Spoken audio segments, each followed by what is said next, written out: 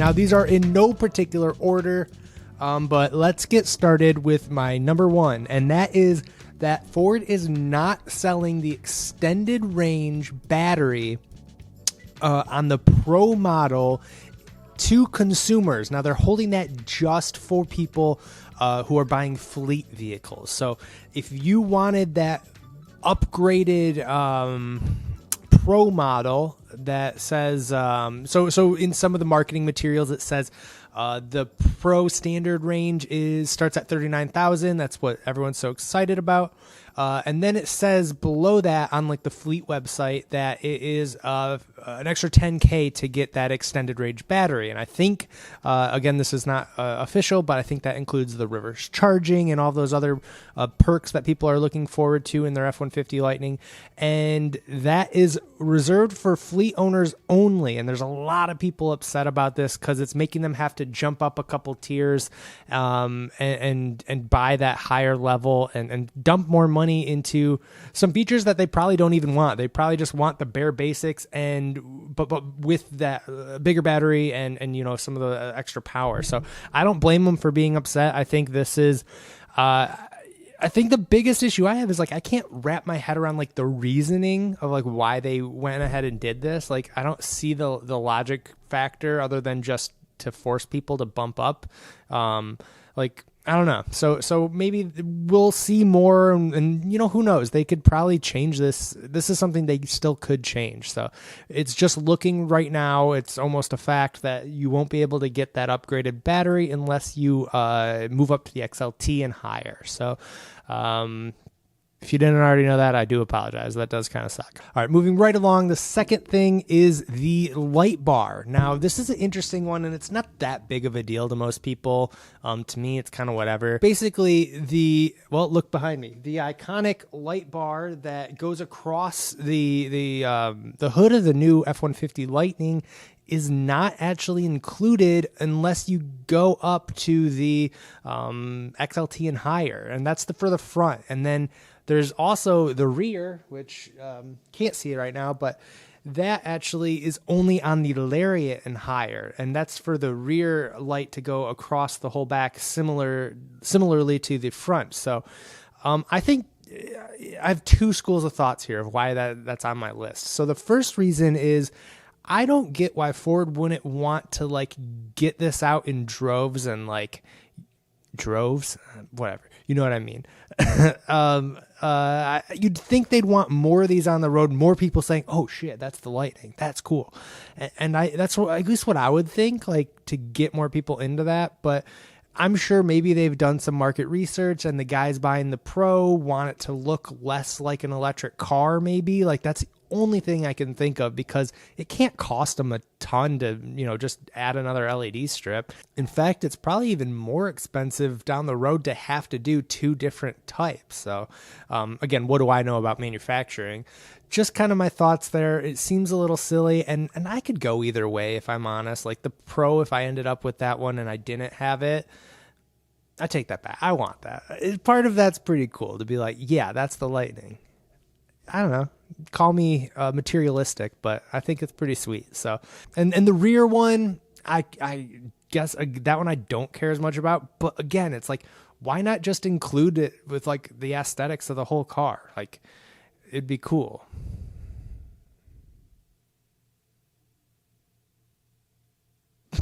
Okay. Now, number 3. This one has got me just like angry almost. So I think there's been poor planning. And now right away, you're probably like, well, Larry, they probably didn't expect to get this many reservations. And in fact, they've said they weren't expecting this many reservations. So I'm going to go ahead and I'm going to meet them halfway and say, yeah, you're probably right.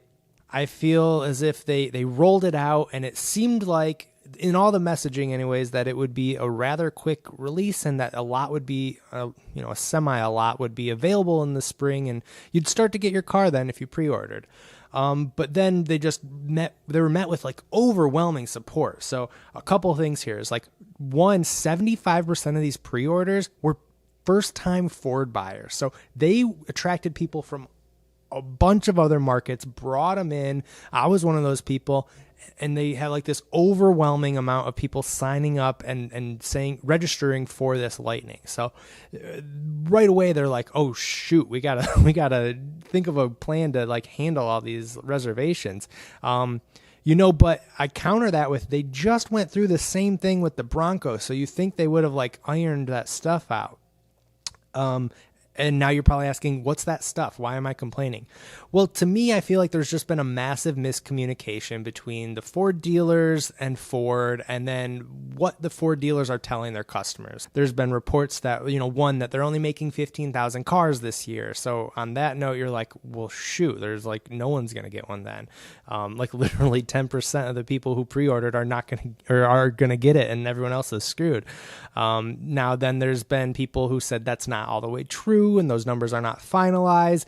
And then there was people saying, okay, order dates start in October, late October, and we had a date actually attached to it. But I've talked to two different dealers by me, one who said, yeah, that's right. And then I just got off the phone with one yesterday who said, no, we don't have a date at all. And in fact, I don't think it'll happen till way later. Maybe he said like late November, early December.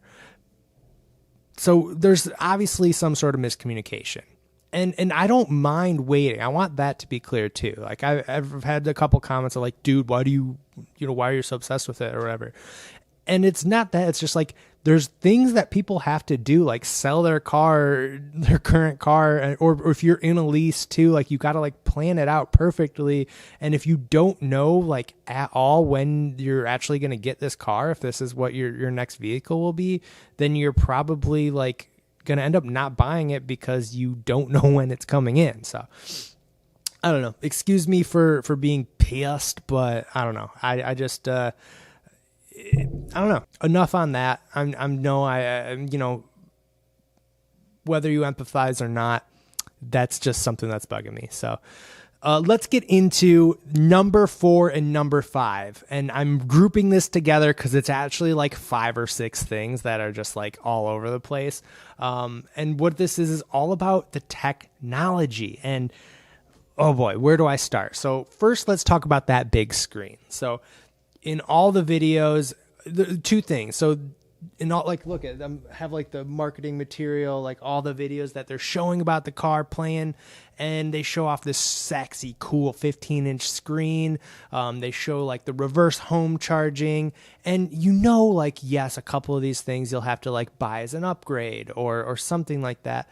But it's actually further than that. And in fact, they're reserving a lot of these features only to like the 2 highest trims. So not even like if you, like, let's say wanted the Pro. Let's say you hated that light bar and that's why you went with the Pro, but you wanted the 15-inch screen. You couldn't even pay more to get that. So I know like this is how cars have worked for the last like 20 years. Like certain things are only available at certain trims. I get it. But the reason I'm so like I don't know, upset, I guess. I'm over it now. But when I first read about it, I was upset is because I was looking back at like the Mach-E, for instance. That was Ford's first electric vehicle, and they came out across the board with like very similar features and left very reasonable things on different tiers. So I think they did a great job with that car. They let the technology like really shine even on the lowest tiers. And I think to be a competitive electric car, you have to do stuff like that because yes, you're buying a truck, but you're also buying an electric truck, an electric vehicle. So therefore it's impossible to not compare that to all these other tech heavy electric cars. So with that in mind, I feel like they just should have at least made a tech package, and maybe they still will, that'd be great, available at the lower trims. Okay, so I pulled up the just to make this a little clear, and I want to make sure that I'm not saying anything incorrect because you guys are really good at calling me out when I do that. So I have the tech standards here, and let's just look at it real quick. So I'm going to start in reverse order. So like the top tier of like, as close as you can get to full self-driving, like Tesla's version is called Blue Cruise on the Ford.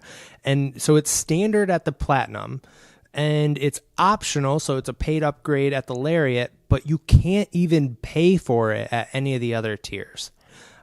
So that's kind of a bummer in my opinion. Now they have like this upgraded Copilot. It's called Copilot Assist 2.0, and it has like that intelligent adaptive cruise control.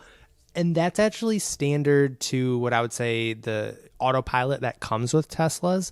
Now that's standard again at the Lariat and at the Platinum.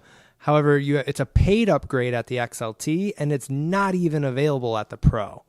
So again, you're missing a lot of that tech, and even if you wanted it, you can't pay more for it. So that's kind of like the issue I have, I think. So, and then there is like a basic technology that's standard, and I'm going to go ahead and read everything that's included because it's not a total loss. Like this is standard on everything, what I'm about to read, and it's pretty good. So here's what you're going to get. It's pre-collision assistance. I think that emergency brakes when needed. That includes pedestrian detection. That's hard to say. Forward collision warnings and dynamic brake support. It's also lane keeping system standard. That's great. Good for them. And then you have the rear view camera and high beam headlamps that are included in that tech package. And then finally, you have a reverse sensing system, which I think is just like beep, beep, beep, you're going to crash, which I'm glad to see standard.